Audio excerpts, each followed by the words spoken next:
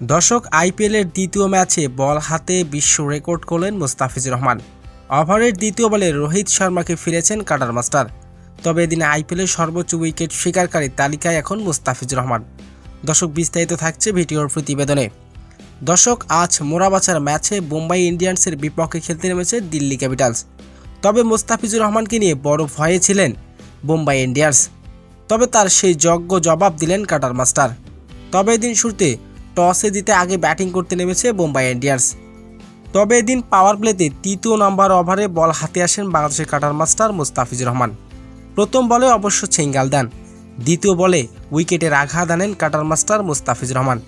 দ্বিতীয়বারে food delivery কাটার মাস্টারের বলটি ছক্কা মারতে চেয়েছিলেন রোহিত শর্মা। তবে ব্যাটের কানায় লেগে উইকেট কিপারের হাতে ক্যাচ তুলে দেন রোহিত শর্মা।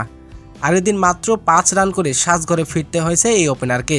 তবে এদিন আইপিএলের প্রথম ম্যাচে বল হাতে উইকেটের দেখা পান কাটার মাস্টার মুস্তাফিজুর রহমান।